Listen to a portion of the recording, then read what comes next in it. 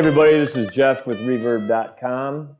Today I'd like to talk a little bit about one of the last true living blues legends that's still out there playing today, Mr. Buddy Guy, of course.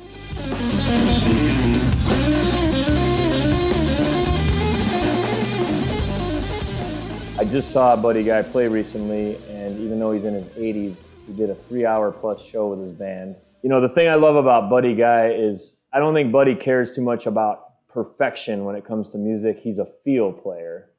And, you know, he could play these beautiful, quiet things on the guitar, but he's also getting really aggressive, where it almost sounds like it's going to fall off the rails, and then he reels it back in at the last minute, which is what some of my favorite players do.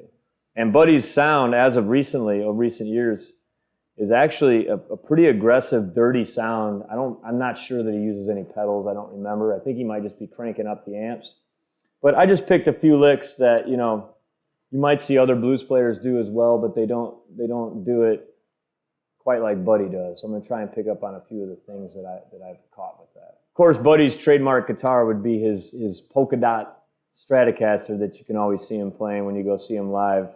That's his main go-to. My Strat is it's a 2009 57 Relic custom shop, but it'll do the trick to get Buddy's sound. I have a Pro Analog Devices Manicore and a Magnatone amplifier. I've got the pedal pretty distorted because I'm trying to mimic, you know, Buddy's amp cranked up. So these are kind of more of his aggressive licks that I'm going for here. The first thing, you know, you see Buddy do, I'm in the key of E. The first thing, one of the common things you might see him do is a little run like this.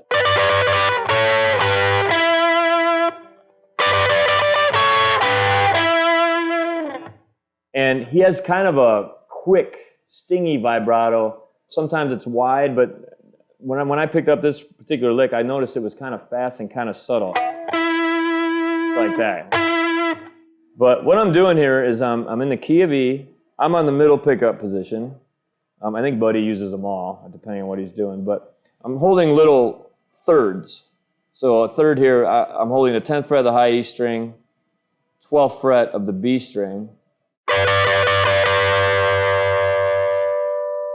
and just doing a down-up picking motion, and then going to the 9th and 10th, 7th and 8th, landing on the 9th of the G string.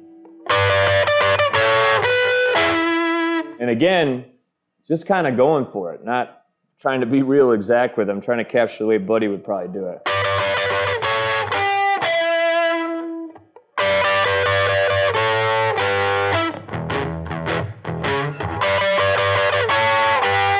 And you might hear him follow up with something like...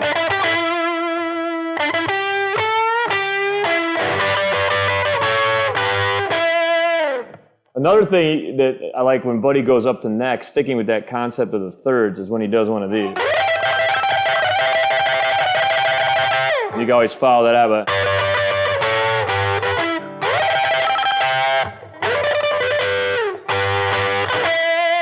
Next lick that I got from Buddy Guy here is a really cool thing, just in the E minor pentatonic. And you can see how some of these British players, and even Hendrix, you know, a lot of guys took a lot of ideas from Buddy Guy. Because as I'm studying these Buddy Guy licks, I'm thinking, well, that's Eric Clapton, that's Hendrix. But Buddy was doing this before those guys. And this next lick sounds like something that one of the British players like Clapton would have done in the late 60s. It's all Buddy.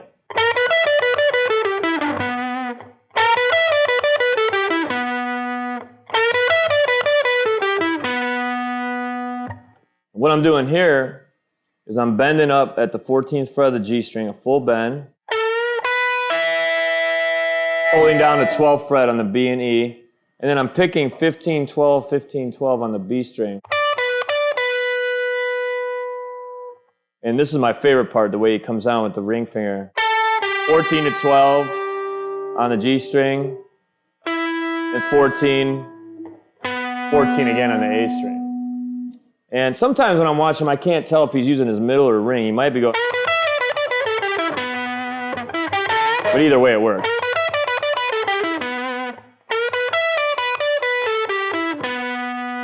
Another thing I picked up off Buddy is the way he plays over chord changes once in a while, especially like in a straight blues. You know, if you're playing a straight blues in E and it's getting to the part where the band goes to the 5,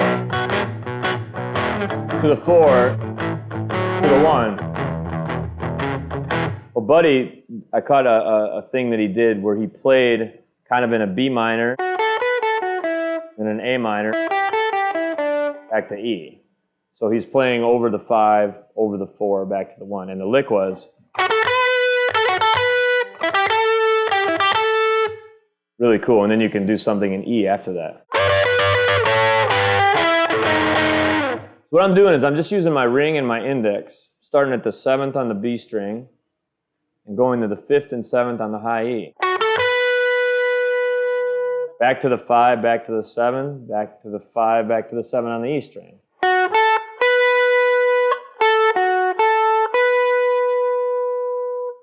And I'm doing it a whole step down, so this would be over the 4 chord. And then a lick of your choice in E.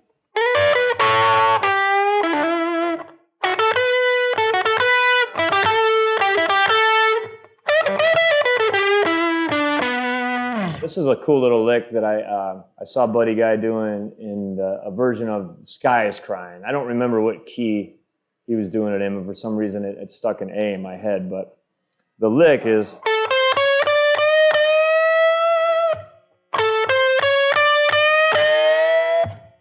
So, you know, I'm in the key of A, so I've got this little box that you can play in here, but I'm adding that major note. So I'm climbing up from the 9th, G string, 8, 10, B string, 8, 9, 10 on the E string. And when I get to that 10th, I'm doing a half bend and then a full bend.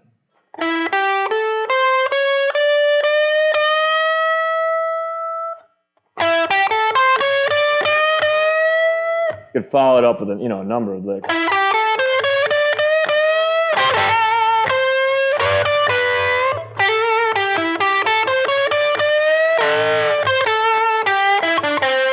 For this last Buddy lick, this is something you could play in a blues shuffle. I'm in the key of A.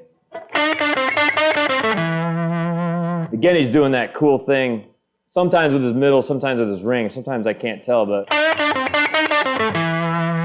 the idea is the way he's ending on that 5 note. If you're in the key of A, he's ending on an E. But the lick is, I'm bending the 7th of the G string, playing the 7th of the G string, 5th fret, back to 7, and then bending at 7.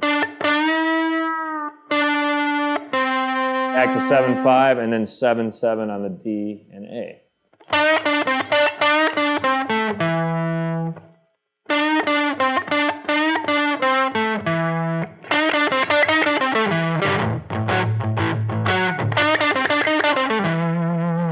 So there you have it. There's a few things that I took from Buddy Guy's playing. Again, so many players have borrowed from Buddy. He was doing it before Hendrix and before Clapton. You know, everybody owes a little something to Buddy Guy in the blues community as far as licks and ideas. I mean, he's really one of the last blues legends out there in his 80s, still doing it. If you get a chance to go see him, he still delivers.